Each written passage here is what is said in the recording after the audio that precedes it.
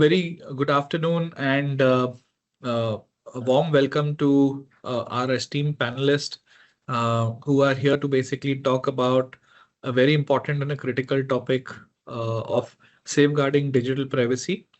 And of course, with now the rules in full force released on the 13th of November 2025, I can tell you, the DPOs who are there on the call, their seat is even further hotter than what it used to be. And a lot of work ahead, I'm sure, for each one of us to kind of look at the compliance to DPDPA. While having said so, we've seen that, the DPDPA essentially represents India's most comprehensive step towards safeguarding personal data in the digital age. It really established a rights-based framework for individuals to, while of course imposing clear obligations on organizations that used to process personal data. With the formal notification now coming into act from an act perspective and the delegated legislation or the draft rules essentially in force now,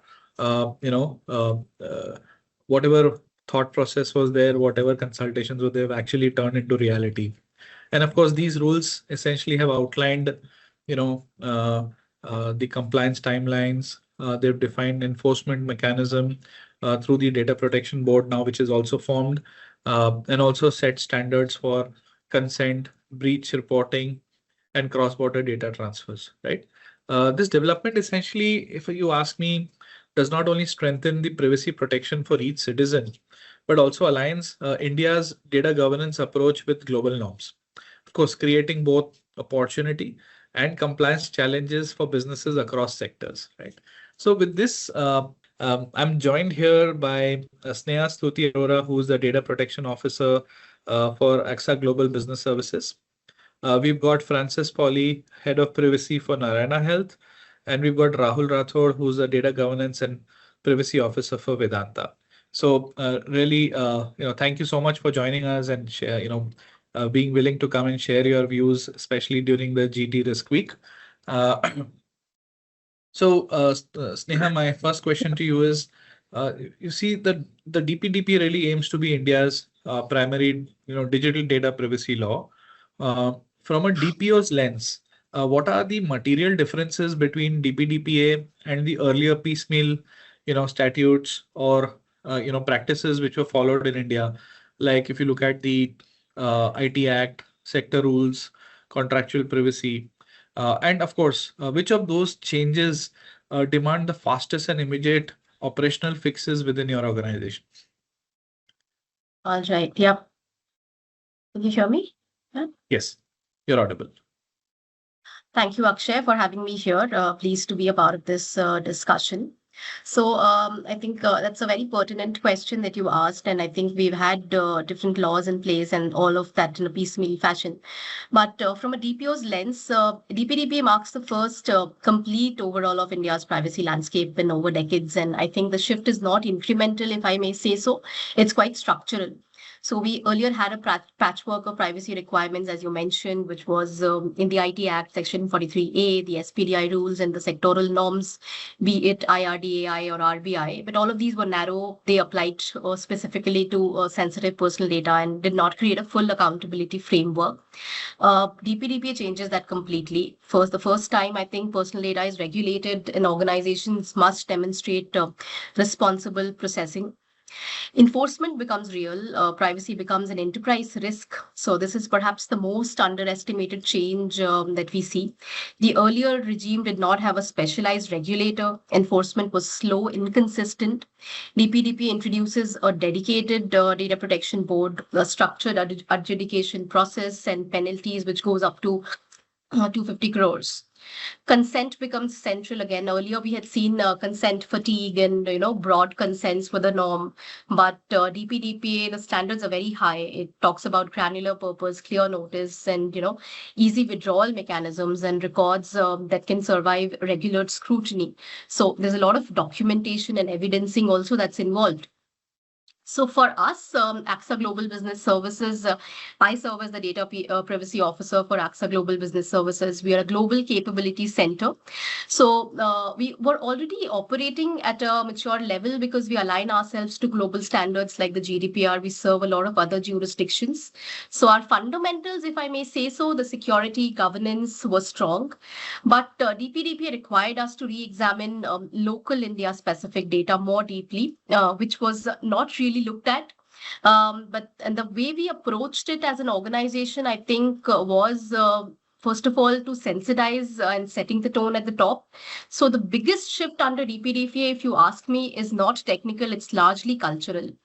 So our first priority was organization-wide sensitization. So we ensured the leadership set the right tone at the top.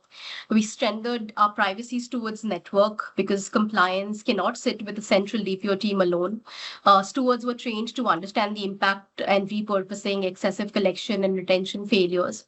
So the cultural embedding made the rest of the compliance work maybe much more sustainable.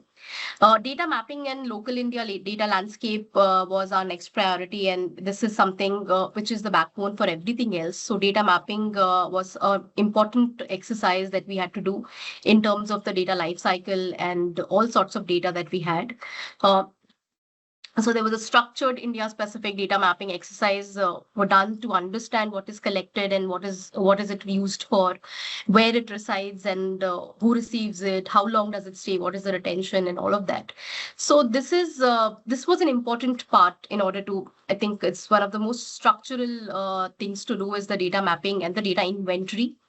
And I think the last one is the most important one that I would say is the vendor governance piece, because a lot of your processes rely on local service providers, and DPDPA creates a very important shift. The larger legal responsibility rests on the fiduciaries. So the Act does not place detailed direct obligations on the processors the way GDPR does. So this makes vendor governance even more critical. So if something goes wrong at a processor's end, the fiduciary is still accountable to a large extent. So there's a strong emphasis on our vendor risk framework also. So including updating the vendor contracts, looking at all the right controls with the vendors, and targeted due diligence and all of that. So I think in short, because the Act pushes accountability upwards, our contracts and our due diligence becomes the real tools of risk mitigation. So while a global privacy maturity gave us a strong foundation, but I think DPDPA compelled us to really deepen our understanding of our Indian data ecosystem. And I think we focused, the primary focus was on sensitization, data mapping, and vendor risk, along with consent management and the other things, to build a pragmatic and scalable compliance approach. Thank you. Thank you, Sneha. Really, really very informative and I think very pertinent points that you've made, especially on risk mitigation, in terms of how, contracts, tools, etc. actually helps in risk mitigation. And at the same time, also looking at your overall data principles and also the overall structure. And of course, the road ahead, I can tell you for sure, is going to, take the country to the next level. We've also seen as a part of the Viksit Bharat 2024 2047 initiative, this is a step in the right direction, one of the steps in the right direction. And basis India INC, individuals in terms of every citizen, and also the government institutes and organizations. I think that's really going to take us as a country to the next level. So thank you so much for sharing that. Uh, Francis, my next question is to you, where we've actually seen many organizations have which operate both in India and global. DPDP really converges with established frameworks like GDPR, and also kind of has some sort of a meaningful divergence in terms of having its own scope, enforcement, cross-border controls, notification timeline, and so on and so forth. How should organizations of this nature who have a global presence and of course an India presence prioritize compliance to satisfy both regimes, right? Without duplicating the effort, duplicating the cost, and also having any overlaps as such. Okay, so I think we're talking about a few things here. I think it's not a one question; it's a three-part Yeah, question, it's kind of, multiple right? So, questions in one question. right. So let me talk about the convergence first, right? I think the convergence comes in, especially on the principles bit, right? The lawfulness bit, transparency, accountability, storage limitation, security. All these converge, right? When it comes to DPDPA versus other frameworks. One of the things that I did with a previous employer was that look at these requirements, right? And how different is it when you look at DPDPA versus other. We found that 80 to 85% of these requirements are similar or same, right? Why I say similar is because there might be very minor nuances which needs to be adjusted versus other frameworks.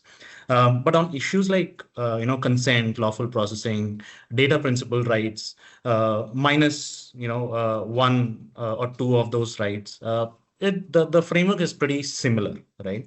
There's a DPIA bit and the appointment of DPOs, which is also similar to other jurisdictions, other frameworks. There's also a focus on security and data minimization, right? Um, Now, data minimization, I'll come back to that when I talk about the cost bit. In terms of divergence, right, the right to nominate and right to grievance redressal is different from other frameworks. Right to grievance, clearly, keeping fewer complaints to going to the board, gives the fiduciaries an opportunity to resolve some of these grievances when it really comes up and does not go into the board or overburden the board. There's also the nomination bit, which I find extremely good provision, right? Who manages someone's personal data in case of death or incapacitation? I think it's a brilliant move, especially with concerns we have seen around social media and e-commerce and financial sector as well, right? So that's a big difference, so to say, when you compare it with other frameworks. Cross-border data transfers, right? Another one, there are differences in DPDPA. Does not really call out the need for standard contractual clauses or mechanisms being adequate in jurisdictions where the data is being transferred.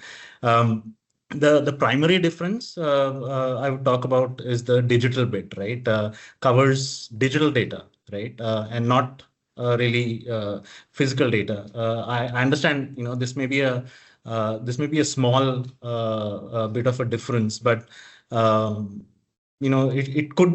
it could be a big difference when it comes to local businesses, small businesses, and the likes, right? There's also some differences with notification processes, notification to the impacted data principals, dual reporting to the board, right? One at the time of the actual breach, and then details being followed up in 72 hours.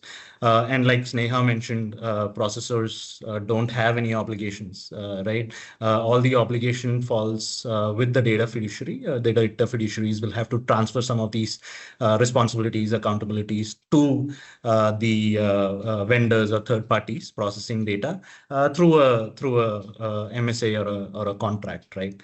Um, if you look at the cost bit, right? Uh, I, I really want to talk about how saving money is like earning money, right? And the fines is substantial. I think industries and organizations are taking note of this law because of these high penalties. Uh, Not saying that we live in a non-compliant world, but that matters, right? So uh, the fundamentals of bringing down costs of compliance is rationalizing these requirements. Again, as Sneha talked about, right? 80 to 85%, as I mentioned earlier, and this is just my personal estimate, right, are similar requirements, right? So we the organizations would have, or MNCs who operate globally would have already, put in place 80 to 85% of these requirements, right? Bring that into the Indian context, right? Whatever minor changes that needs to be made from a DPDPA context, make that change. If you have similar and focus on the word similar requirements abroad, then follow, if they are stricter, follow those requirements. So that can happen, and make sure that all these requirements blend in and are applied across the organization, across entities across the world. So that's my bit about convergence, divergence. There's also this cost bit I talked about, right? Data minimization, right? It's a very just a two-word principle, but it can save costs. It can save costs in the terms of less storage space, right? Collect only the data that you require, and you need less storage space, right? That saves money. There's less surface area to protect, right? The audits may maybe faster because you're collecting less data, right? And it may become less expensive to audit also, right? And the effort and the cost comes down. So there is benefits, cost advantages to being compliant with DPDPA, not from only the penalties or the fines point of view, but also in its implementation. Sure. Thank you. Thank you. I think a great perspective there, Francis. And I think uh, all the perspectives that you mentioned, whether on the divergence or areas around the enforcement, and of course, cost saving, both from uh, not only from the minimization standpoint, but also from the compliance perspective. So how do you kind of not be non-compliant or partially non-compliant, because that would attract fees, penalties right up to 250 crores. So thank you so much for that. Rahul, my next question to you is, the act essentially contemplates notifying certain entities such as significant data fiduciaries, right? Now, how are you really preparing governance, audits, internal audits, and of course board level reporting to meet these obligations? And what are the governance gaps you still see in the industry, right? More so from a guidance or a notification perspective from the regulator. So, and of course, in this case will be the Data Protection Board. And obviously, some of the regulated entities are still also who are under the obligation of RBI, SEBI, or IRDA or any other regulatory authority. Essentially, they also essentially will have now their circulars and directives being aligned to DPDPA. So, how do you basically see this alignment? Yeah. First of all, Akshay, thanks for having me here. Right. So yes, that the governance and the implementation part, how we'll be implementing this DPDPA and how we'll be governing and the approach towards the privacy implementation. So organizations should have comprehensive and the robust data governance program where the program must be structured. It should not be the page management. Like it should be a structured program where we have a high level program where we'll be implementing the privacy practices. What are the practices there? Then we should have the data governance and data protection organization structure. Right. And the organization structure must have the DPO appointed or the authority similar to DPO, and then the organization structure has good alignment with the CISO, the CIO, or the CISO. The physical security team must be involved. Though it's a DPDP is more talk about the digital things, but somewhere the physical security part is also equally important. So these things are very important. So organization structure perspective, it's very important. Organization should have a good organization structure. All men are in place. Then the privacy owners must be identified from each and every department. Like who will be the end user, because they people alone DPO or a one single man cannot implement robust privacy. So at least the person who is dealing day in day out with the data, they are the right people. What are the privacy things? What are the privacy elements they are taking in their processes, their department, their functions. So privacy owners must be identified and they must be trained to secure that, like, yes, privacy is important perspective, and it's a new era, new buzz, and going forward privacy is the important part. So privacy owners from each and every department. Then the data governance or the privacy steering committee must be there, who reports to board or equivalent to board, or the executive committee, who take care, like, or who see how the privacy journey going on across organization. What are the things, what are the budgets required, and also privacy steering committee is also equally important. Like, if some breach happen, what are the things need to be taken care, right? Apart from this, the organization must have robust framework. So everything must be go with the data governance or the privacy framework, which is like customized as per organization need. And that framework must be having some data governance policies, the privacy policies, Yep. and how the data flow are carried out across organizations. So data flow analysis of each and every department. So from where we will be identifying what all privacy elements we are taking in different processes, right? And after that, DPA will able to identify what are the things which is digitizing with the help of these departments, and will be the good thing is, like, we'll be having some ROPA must be created, record of processing activities. Then data protection impact assessment must be carried out from this digital application perspective. What are the application, or what are the things which is digitizing? So these are the things which is very important from a overall governance perspective. Then consent management is the part where which is very important, the consent management things.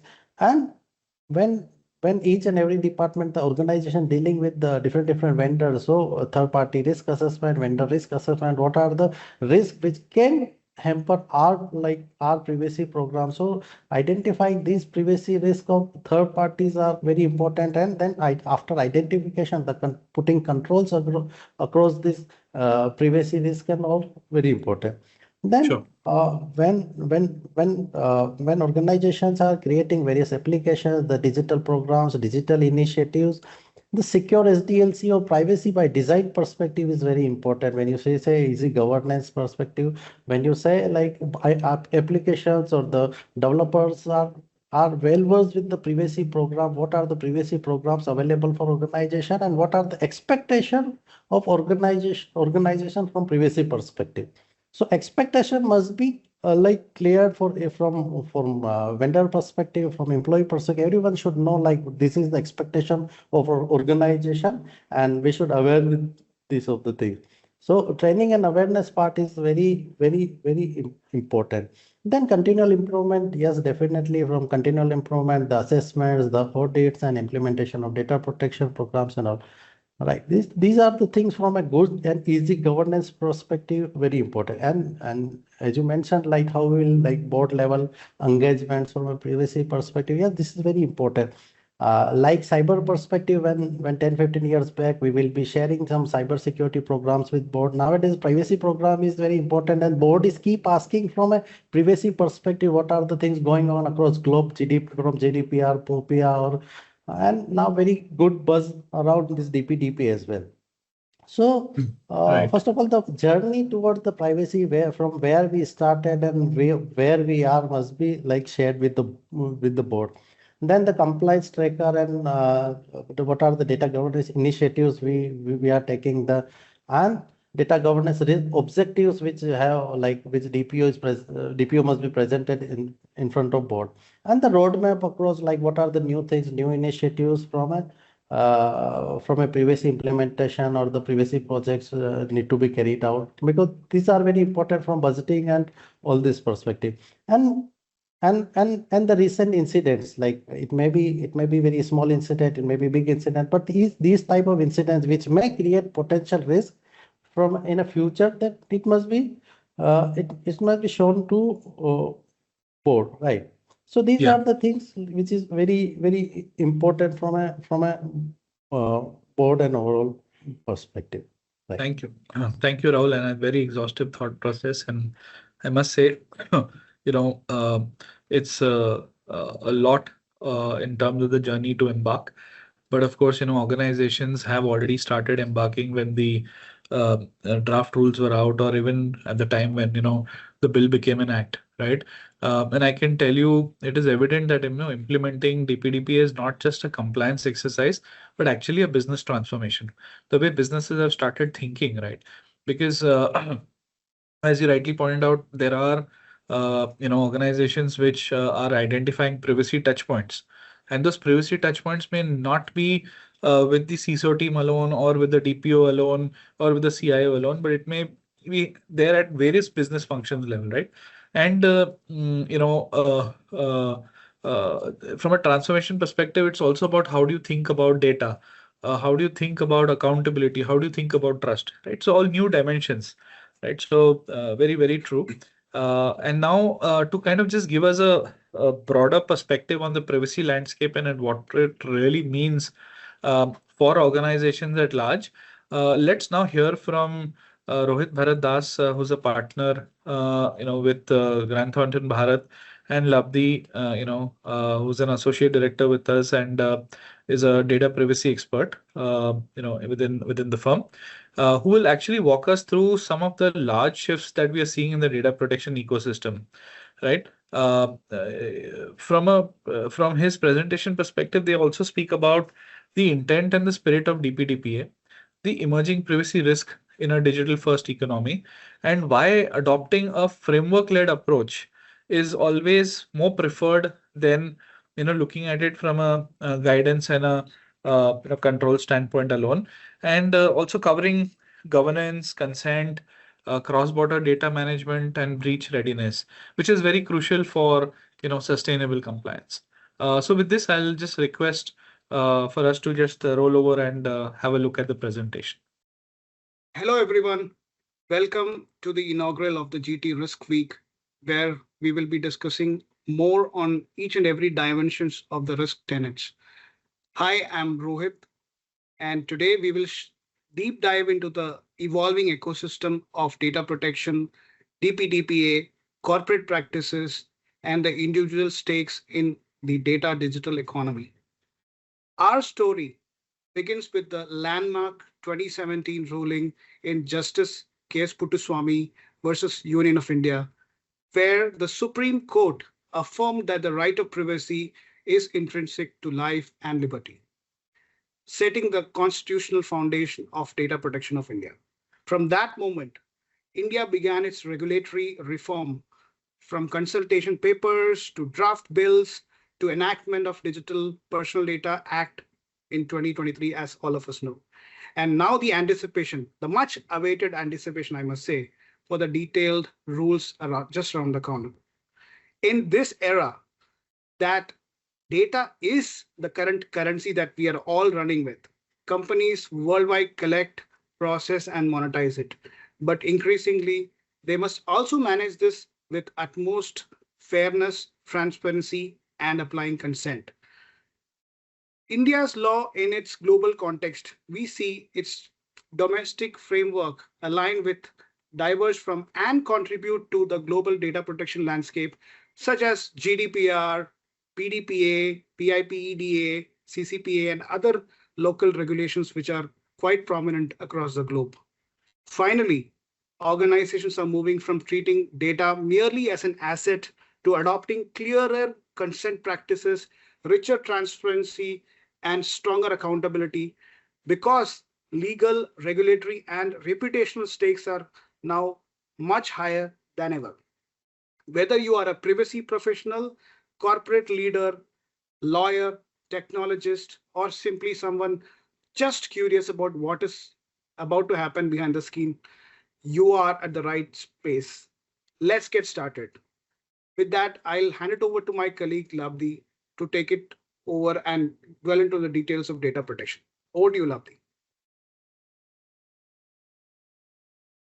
Hi everyone, I'm Labdi. Welcome to the inaugural GT Risk Week.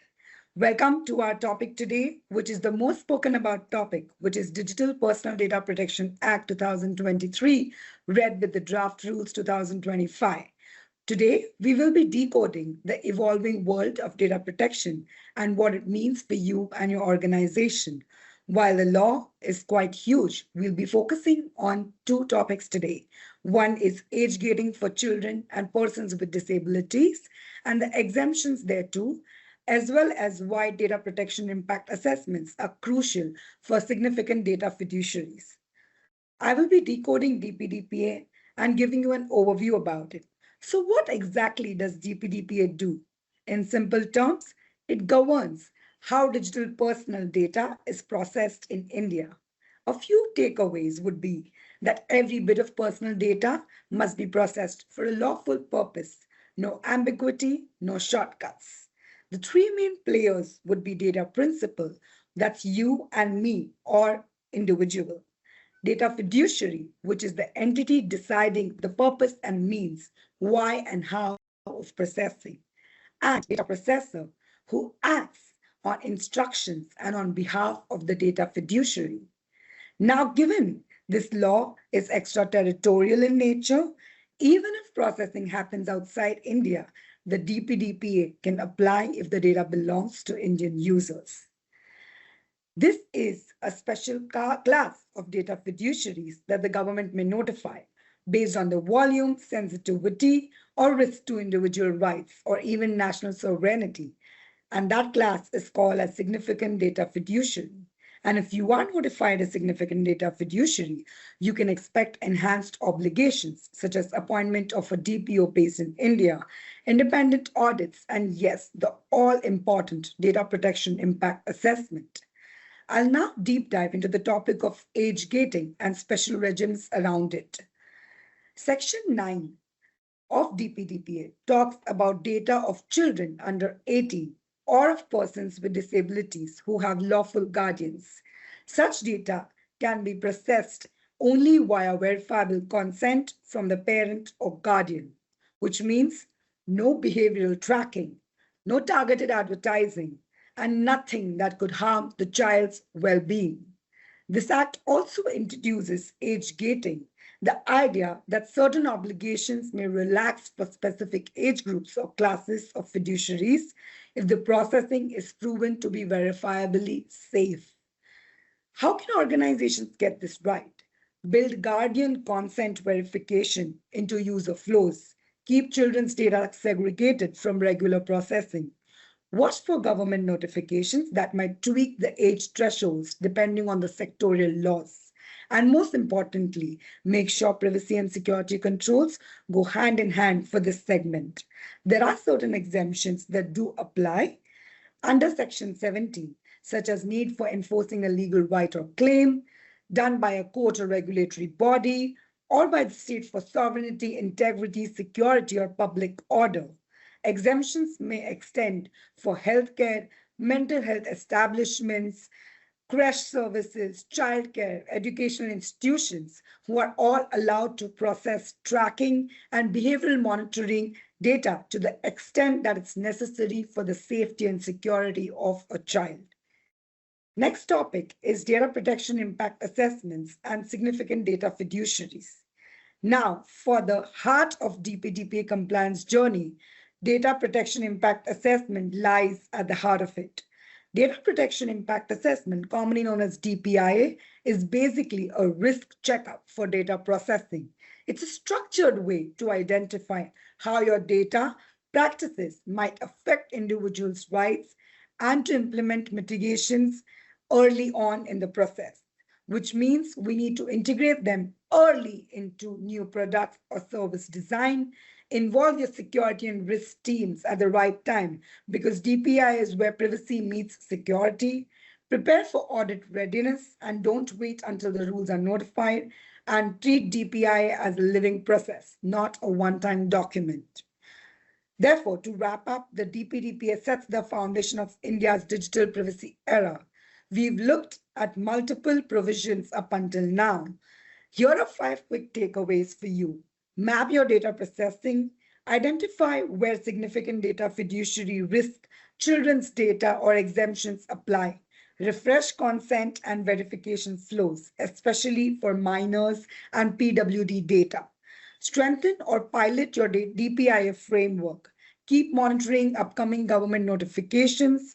Build tight collaborations between privacy and security teams, because that's exactly where compliance becomes culture. Stay compliant, stay secure. And last but not the least, imagine every tab, every travel book, every food app sign up, someone else got a piece of it. The DPDPA writes you back into contract. We're entering the era of consent as currency. Under the DPDPA, your yes or no matters like never before.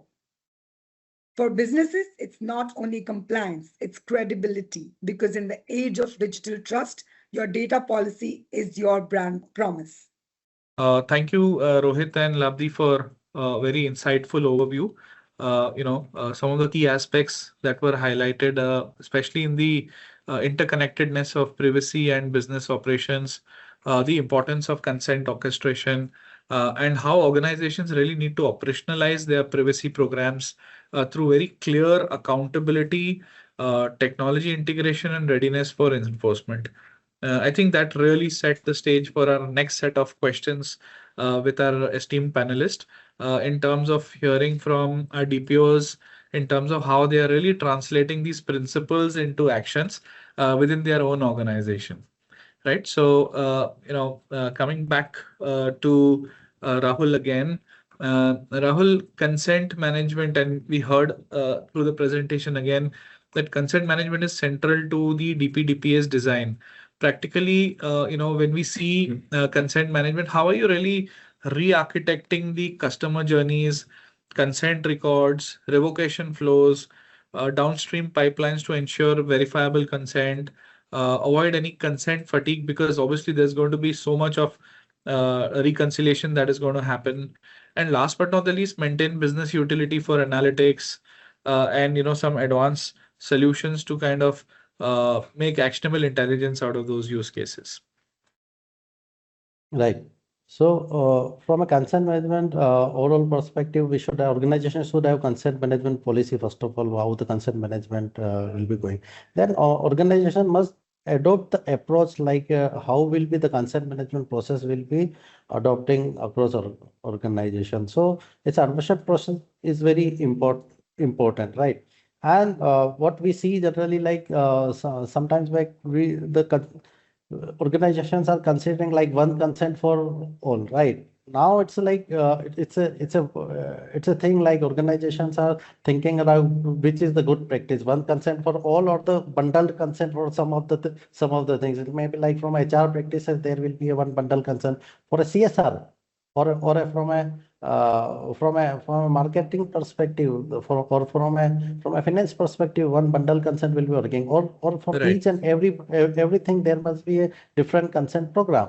So like these are the things which still organizations are thinking like how the consent will be taken care of. Now when taking the consent, like the purpose, the what the important thing is the purpose must be declared, right? For what purpose the consents are taken for. Then from a storage limitation perspective and from a data minimization perspective, the notices and all. So, and what are the languages are using while consent, because there may be a people who will be having a different set of people across India or across globe. So what are the languages while giving notices or while declaring purpose will be used? So these consents must be very good from understanding perspective. And from when you're taking consent, like it must be recorded and maintained with proper verification and all, right? So whenever required, like it must like on what time the consent is taken, about what the time is stamp, and what the things who is giving the consent for what purpose. So maintaining the consent records are also like very important thing. And the consent revocation, again, as we said, like consent revocation is also important. How we will revoke the consent, and what is the process of consent revocation? Is it easy for the users or not? Right. So the consent revocation process must be as good as like consent taken process. So when user is like revoking then consent, what are the things? How we ensuring that the everything is whatever they said, like everything is done. And the records, again, the records and maintenance of these of the revocation things. Apart from this, the auditing and logging perspective is also important. We should have all the logs maintained, all the records maintained from a chain of custody perspective and all. And time to time, the going forward, there will be internal and external assessments from all this consent perspective. So this must be available for like audit purpose, assessment purpose, and all. Right. Thank you. Thank you so much. And I can tell you, consent management in itself is a huge ocean and a large topic. Whether you talk about technology implementation, you talk about the framework around it, whether you talk about a large number of records which will come out of it on a monthly basis, reconciliation of those records, talking about right to forget, right? Itemized consents, a whole dimension, a whole lot of dimension in terms of the volume of data. And as time progresses, that is only going to increase, right? And then, of course, timely submission to the data protection board. And then, facing internal audits, facing the external audits, readiness checks. So I'm sure, it's going to be a huge topic in itself. Francis, the next question is to you. Uh, you look at the act that essentially gives government the power to kind of restrict or regulate cross-border data flows, right? And if you've seen if you've seen uh, uh, the the the final rules as well, there also the government has kept the rights to even blacklist countries where data can essentially be transferred. And also we've seen the emphasis on fiduciary accountability, right? Both from a processor and vendor standpoint. So how are we reworking the contracts, right? First of all, uh, do the contracts really warrant a reverse engineering or a re-engineering? That's the first question. And you know, what sort of elements will come in now from a third-party risk standpoint? Because privacy breach is going to be also a part of that perspective where risk is going to, I mean, where, it will also be one of the risk that essentially organizations will see. And then what are the technology controls, right, to manage the third party exposure? Yeah, so if I talk about large organizations, right, you know, there's a huge, a big vendor ecosystem that is worked upon, right? I worked with State Bank of India. They have I don't know, over 500 vendors, and I'm just talking about vendors who may Much more have. than that, I can tell you. I am sure that was our initial assessment, or I'm sure. Yeah. draft assessment, Yeah. right? Yeah. So, in my opinion, the success of a privacy program for these organizations is going to be dependent on how vendors are prepared or third parties are prepared in terms of complying with these requirements, right? They don't have any obligations, right? It is going to be the data fiduciary who's going to be imposing these restrictions or these requirements onto the vendors, right? In my current role, right, hospitals also depend on a lot of vendors, huge vendor ecosystem that supports these services, right? Um, and I'm seeing what we are seeing now is these MSAs or contracts being reworked, right? Reworked in the sense they already have some clauses related to confidentiality, integrity, protection of data, etc. The privacy bit, right? Breach management, personal data being stored inside the country. What I feel is, we should really evaluate, organizations should really evaluate what kind of data is going out, right? Is the data that is going out really required to be sent out, right? Is that data processing, is it possible that data processing for which it is going out can be done within the country, right? RBI has data localization rules, right? It's so some of these things are already sorted out in the financial sector, at least from a cross-border data transfer point of view. But when it's going out, right, what kind of controls do we have in place? Do you really need the actual data to be sent out? Can it be pseudonymized? Can it be anonymized? Can it, does it have encryption? So these kind of technical controls needs to be in place. From a organizational control standpoint, contracts will have to include certain clauses, right? The audit clause, maybe even have a cross-border data transfer clause limiting the transfer of data to other countries, right? We don't know what countries are going to be on this list, or what the central government is going to be coming up with, right? So there is some uncertainty as to how or where this data can be transferred. It is better to err on the side of caution and keep this data within the country. And if it has to be sent out, make sure that the processing done cannot happen in India, and we can demonstrate to the board that, okay, this is not going to be, it is not possible to be processed in India. This kind of processing can only happen outside. And that's why this data is being sent out. And again, being sent out doesn't mean that it is just sent out like that. It's sent out with some controls in place. So those are the things, and also making sure that once this processing is done, it is deleted afterwards, right? They don't have a copy of it unless it's actually required. So those kind of things can be inserted into these contracts, and we are doing that. Again, coming around all of those all of these vendors that we work with will take some time. Will take up a lot of discussions, because third parties have come back to us and keep stating challenges around it. But we'll have to work through that, soldier through that, so that compliance is achieved in the end. Sure. And if you look at payment data as well, we've got a T-24 window, right? So Yes. whatever instances of payment information have to come back to the country within 24 hours, and all foreign instances have to be deleted, right? So I think very, very rightfully put up. So localization laws and all of those essentially need to be considered. My next question is to Sneha. Sneha, with breach notification coming in, grievance and grievance redressal, and data protection board forming the enforcement backbone. How mature do you think certain detection, incident response, and subject right workflows essentially needs to be? What is it that about enforcement that would keep the DPOs or the guardians of privacy awake at night?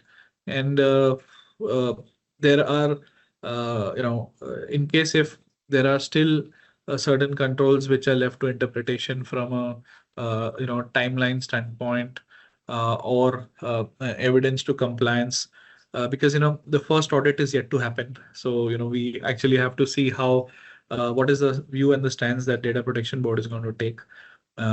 So what do you think would be the whole scenario around this? Yeah. I think that's a very pertinent question, and there's a lot of ambiguity around all of these, elements. And I think we're really waiting to see how this all is going to be enforced. But essentially, I think what really matters is drafting policies is one thing, but we'll have to build operational muscle to sort of go through all of this.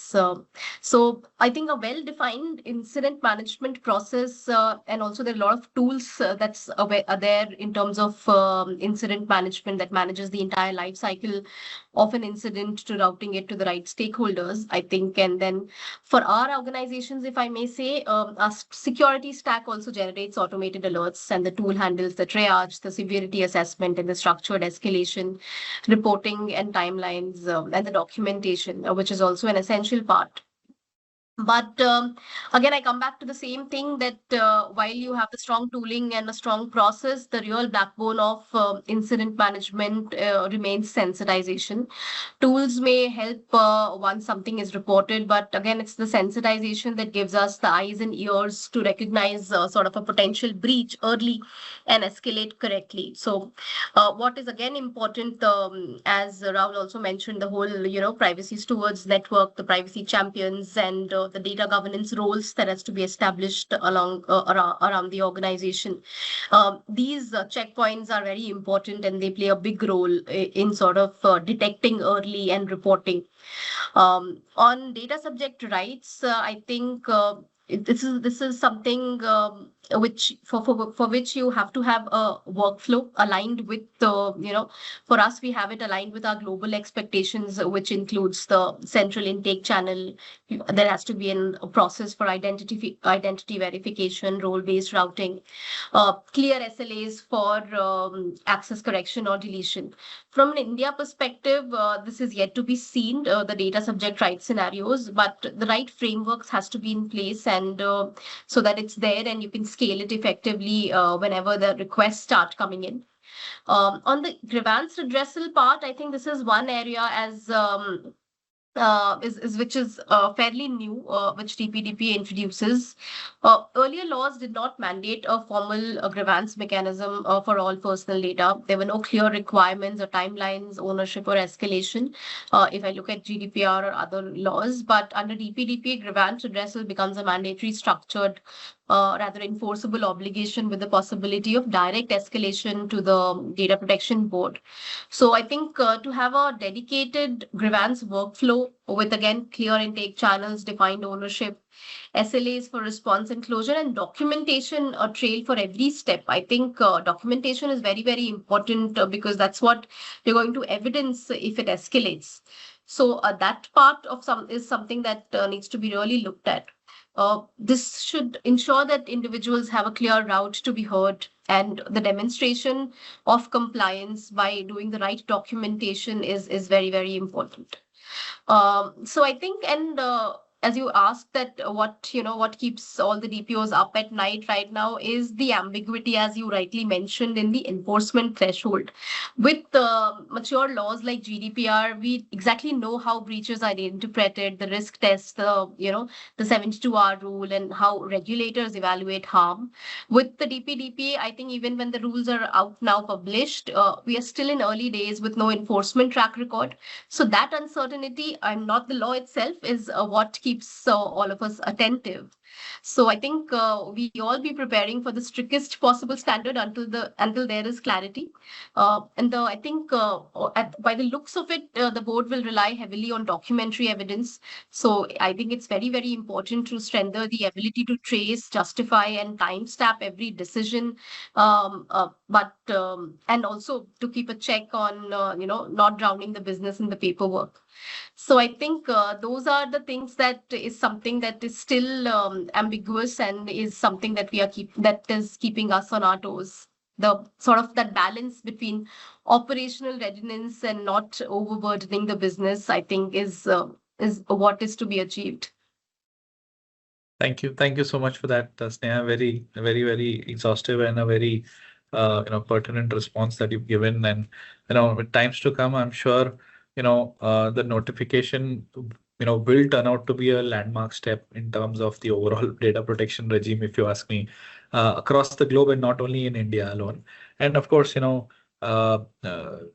with compliance over a period of time, given the time that the Data Protection Board or the Act essentially allows businesses to kind of look at, I can tell you very clearly, this will strengthen the individual privacy rights, from a country perspective, and will also put us on the map with the other countries, from a global standard standpoint. And last but not the least, I'm sure organizations will incorporate privacy. Of course, one is to look at how do organizations go ahead and comply with the rules now. But apart from that, also look into their unified governance, unified compliance, embedding privacy into actual business strategy, and looking at identifying various privacy touchpoints across various business functions, and through the entire data life cycle, right from creation to archival and destruction. So I think interesting times for all of us, and I can tell you this is just the beginning, and we will hear each one of us in various forums with a lot of chatter on this topic. So thank you so much for opening the board. And again, as I said, it's the right time to have this conversation because the rules just came into force, very recently, on the 13th of November, and now we are talking. So I think it's the right time, and let's keep the privacy flag going for our community, for our business, for our economy, and also for our country. So thank you so much once again, and you've been a fantastic panelist in terms of sharing so much. I've learned so much from each one of you today, and I'm sure our audience essentially will also pick up a lot of good points that you've shared. Thank you once again. Thank you.